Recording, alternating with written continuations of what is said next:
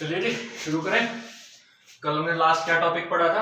कल हमने लास्ट किया था आपका कॉन्वेक्स कॉनकेव लेंस के लिए रिफ्रैक्शन फॉर्मूला। ठीक है, तो आज उन रिफ्रैक्शन फॉर्मूला को इस्तेमाल करने का टाइम है ना। तो आज हम पढ़ेंगे आपका लेंस मेकर्स फॉर्मूला। क्या पढ़ेंगे? Lens makers formula. कल मैंने आपको इसकी डेफिनेशन बताई थी कि लेंस मेकर्स फॉर्मूला होता क्या है ना। लेंस मेकर्स फॉर्मूला क्या होता है पहले वो लिख लेते हैं हम एक बार और दोबारा से। It is a relation between what, किस चीज के बीच का रिलेशन होता है? फोकल लेंथ, रिफ्रैक्टिव इंडेक्स या फिर इंडेक्स का जो प्लूरल फॉर्म होता है उसे इंडाइसिस बोलते हैं, रिफ्रैक्टिव इंडाइसिस है ना। और आपका फोकल लेंथ, रिफ्रैक्टिव इंडेक्सेस और रेडियस ऑफ कर्वेचर्स, रेडियस या फिर रेडियाई ऑफ कर्वेचर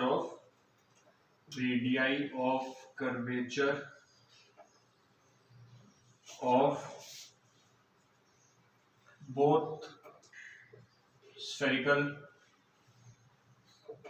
सरफेसेस।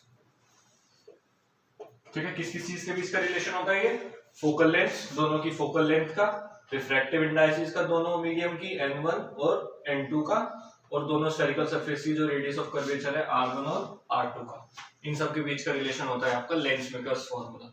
तो हम लेंस मेकर्स फॉर्मूला को अब आपका डिराइव करेंगे। ठीक है, चलो डेरिवेशन की तरफ चलते हैं। डेरिवेशन करने से पहले मुझे कुछ अजम्पशंस मानने पड़ेंगे अपने लेंस के बारे में। ठीक है, कुछ अजम्पशंस मुझे क्या मानने पड़ेंगे? वो अजम्पशंस होंगे मेरे की जो मेरा लेंस है ना, लेंस मेरा बहुत पतला है, इतना पतला है कि मेरा पोल और ऑप्टिकल सेंटर दोनों एक ही जगह लाई करते हैं। पहला अजम्पशन तो आपको ये मानना है क्या कि मेरा जो ऑप्टिकल सेंटर है और जो मेरा पोल है, मेरा लेंस इतना पतला है कि दोनों एक ही जगह लाई करते हैं। ठीक है, समझ में आ गया इतनी बात? ओके। दूसरा अजम्पशन मेरा जो है वो है कि मेरा अपर्चर बहुत स्मॉल है, मतलब कि जो ये वाला पार्ट है ना मेरा, ये अपर्चर, ये बहुत छोटा है। ठीक है, रिफ्रैक्शन फॉर्मूला में भी हमने अपर्चर को बहुत छोटा माना था। क्यों? क्योंकि हमें साइन आई की वैल्यू आई के इक्वल चाहिए थी, राइट। यहाँ पे भी हमें वही करना पड़ेगा, क्योंकि रिफ्रैक्शन फॉर्मूले से करना है तो हमें अपर्चर को छोटा मानना पड़ेगा। थर्ड जो है आपका ऑब्जेक्ट, हमारा कैसा ऑब्जेक्ट होना चाहिए? पॉइंट ऑब्जेक्ट होना चाहिए। ठीक है, तीन assumptions हो गए। Length should be thin so that optical center will be in place with pole. Second assumption is aperture should be small.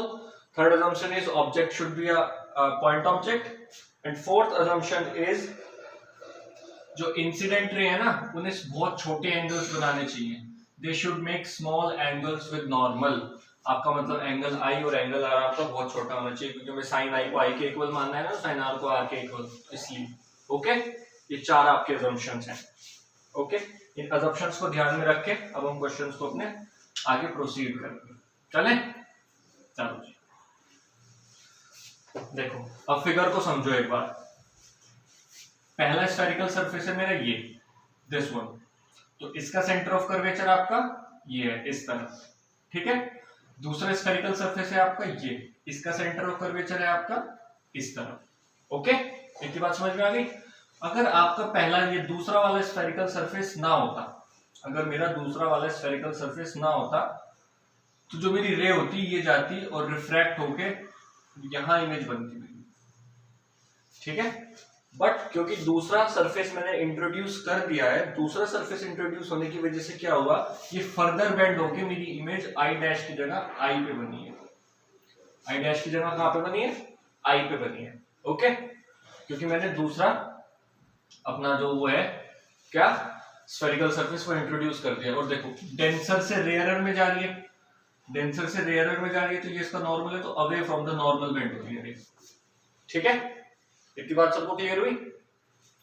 Okay, आगे चले। अब हमें क्या करना है बेसिकली फॉर्मूले में डिराइव करने के लिए, फॉर्मूले को हमें दोनों सरफेसेस का लेंस वो रिफ्रैक्शन फॉर्मूला लिखना है।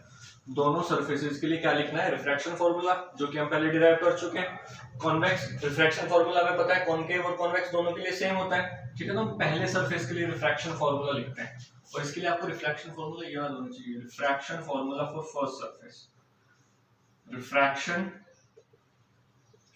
Formula for the first surface.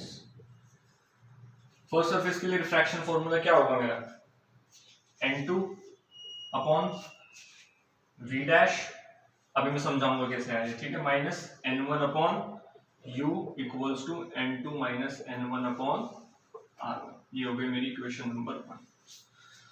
Refraction formula अगर आपको याद हो तो n2 अपॉन इमेज डिस्टेंस होता है। तो पहले स्फेरिकल सरफेस के लिए, फर्स्ट स्फेरिकल सरफेस के लिए मेरी इमेज डिस्टेंस क्या है, v डैश। अगर मेरा सेकंड स्फेरिकल सरफेस ना होता तो मेरी इमेज v डैश पे बनती या नहीं बनती, तो इसलिए मैंने v की जगह क्या लिखा है, v dash minus n1 upon u, object distance तो आपका u ही है, equals to n2 minus n1 upon r1।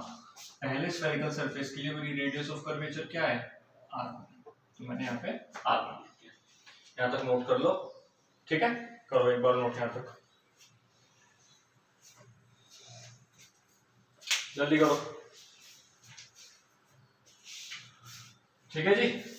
अब रिफ्रैक्शन फॉर्मूला मुझे लिखना है for second surface, refraction formula for second surface, for second surface. किसके लिए लिखना है मुझे refraction formula, for second surface के लिए रिफ्रैक्शन फॉर्मूला देखो, इस सरफेस के लिए रिफ्रैक्शन। तो इसके लिए रेडियस ऑफ कर्वेचर तो मेरी क्या हो जाएगी, r2 हो जाएगी या नहीं हो जाएगी, बताओ।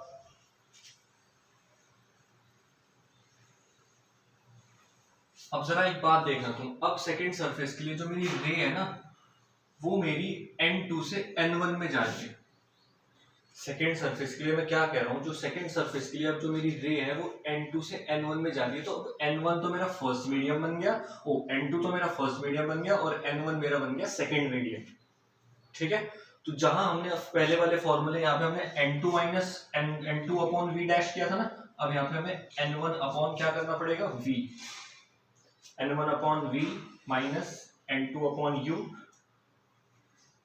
और ये u नहीं होगा यहाँ पे, ये होगा अब आपका v डैश। कैसे होगा वो मैं भी समझाता हूँ, और ये हो जाएगा आपका n1 minus n2 upon r2, ठीक है जी। ये आपका रिफ्रैक्शन फॉर्मूला हो गया सेकेंड सरफेस के लिए, ये हो गई हमारी इक्वेशन नंबर 2।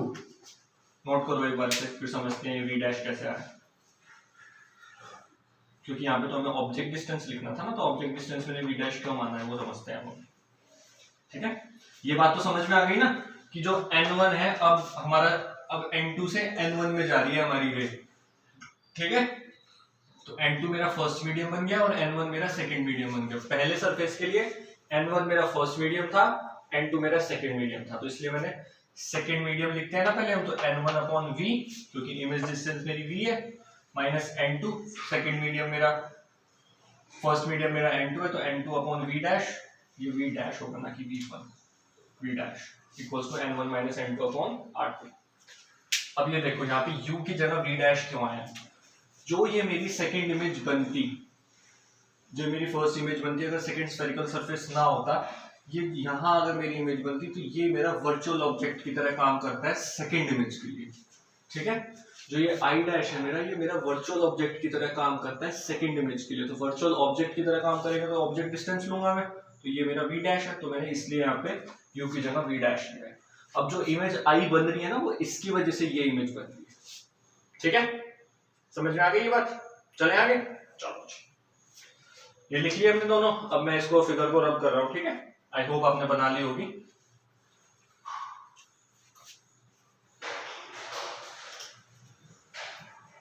अब हमें करना है दोनों इक्वेशंस को सिंपली ऐड।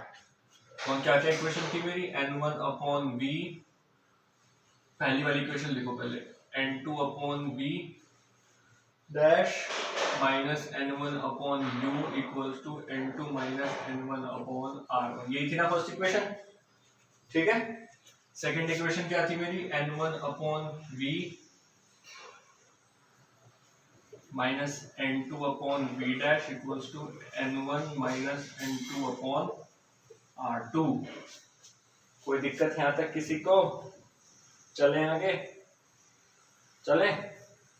मैं यहाँ पे माइनस कॉमन ले रहा हूं, मैं यहाँ पे क्या करूं, मैं माइनस यहाँ पे कॉमन ले रहा हूं, ले लूं तो माइनस अगर मैं यहाँ पे कॉमन ले लूं तो मेरा क्या बन जाएगा, n1 upon v minus n2 upon v dash equals to minus n2 plus n1 upon r2 हो जाएगा या नहीं हो जाएगा, इतनी बात मुझे बताओ सोच के। बट देखो n1 upon v minus n2 upon v dash equals to n2 minus n1 upon r2। वो माइनस मैंने कॉमन इसलिए लिया है क्योंकि मुझे n2 माइनस n1 यहाँ पे चाहिए था और n2 माइनस n1 यहाँ पे चाहिए, ठीक है। चले आगे, चलो अब इस वाली इक्वेशन को और इस वाली इक्वेशन को जरा जोड़ दीजिए, जोड़ दें, ऐड कर दें इन दोनों इक्वेशंस को, adding equation 1 and 2, okay. Adding equation 1 और 2 अगर हम करेंगे तो हमारा कुछ आएगा ये n2 upon v dash minus n1 upon u plus n1 upon v minus n2 upon v dash equals to n2 minus n1 upon r1 minus n2 upon n1 upon r2। कोई दिक्कत है यहां तक किसी को? ये वाला लेफ्ट हैंड साइड वाला पार्ट लेफ्ट हैंड साइड के साथ ऐड किया, राइट हैंड वाला पार्ट राइट हैंड वाले के साथ ऐड किया। अब देखो n2 माइनस v डैश से n2 माइनस v डैश तो कट हो गया, हुआ है नहीं हुआ? क्या बचा आपके पास? मेरे पास यहाँ पे बच गया भाई n1 upon v minus n1 upon u, okay. और यहाँ पे मेरे पास क्या बच गया, n2 माइनस n1 मैंने ले लिया अपना कॉमन, n2 माइनस n1 मैंने ले लिया कॉमन, और ये मेरे पास बचा 1 upon r1 minus 1 upon r2। कोई प्रॉब्लम यहाँ तक किसी को? अब इसके बाद यहाँ पे देखो, यहाँ से मैंने n1 कॉमन ले लिया, n1 अगर मैं कॉमन ले लेता हूँ यहाँ से तो मेरे पास बचता है 1 upon v minus 1 upon u equals to n2 minus n1 bracket में आपका 1 upon r1 plus 1 upon r2 oh minus plus minus, ठीक है। कोई प्रॉब्लम यहाँ तक? अब क्या कर सकते हैं, कुछ ज्यादा पहचाना लग रहा है यहाँ पे, इसमें कुछ किसी को हम रिप्लेस करते हो कर सकते हो किसी से। 1 upon v minus 1 upon u किसका फॉर्मूला होता है? लेंस फॉर्मूला जैसा लग रहा है ना कुछ, 1 upon f equals to 1 upon v minus 1 upon u। तो 1 upon v minus 1 upon u की जगह मैं क्या रख सकता हूँ, f, तो मैं वही करने वाला हूँ। n1 equals to 1 n1 equals to 1 upon f equals to n2 minus n1 upon r1 minus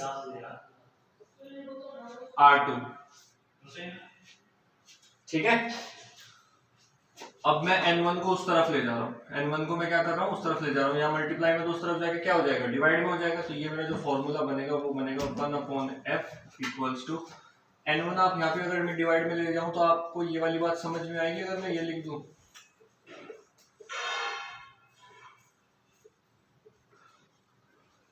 ये कैसे आया? समझ में आया किसी को कि ये कैसे आया मेरा? बताओ।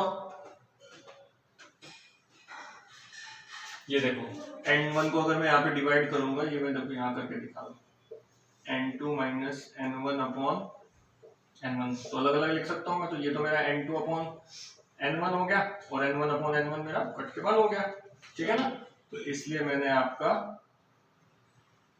n2 upon n1 minus 1 upon 1 upon r1 minus 1 upon r2, ये आ गया आपका लेंस मेकर्स फॉर्मूला, ठीक है जी।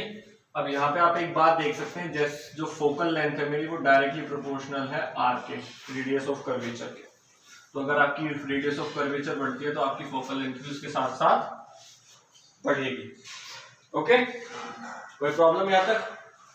ये था आपका लेंस मेकर्स फॉर्मूला। सबसे पहले क्या करना है, एक सरफेस के लिए रिफ्रैक्शन फॉर्मूला लिखना है, फिर दूसरे सरफेस के लिए रिफ्रैक्शन फॉर्मूला लिखना है, दोनों इक्वेशंस को ऐड कर देना है और फिर शफल करके और आपको 1 upon f1 equals to n2 minus n1 n2 upon n1 minus n1 और 1 upon r1 minus 1 upon r2 मिल जाएगा। You will get it. Okay, हो गया? चलो, लेंस मेकर्स फॉर्मूला और आपका आता है पेपर में, ठीक है, एज इट इज। तो आपको इसकी अच्छी प्रैक्टिस होनी चाहिए। असम्पशंस भी लिखने पड़ेंगे और आपको पेपर में, ठीक है। assumptions भी you have to write all the assumptions before derivating the formula. Okay, did you get that or not? I hope you get it. Chalo, okay, bye.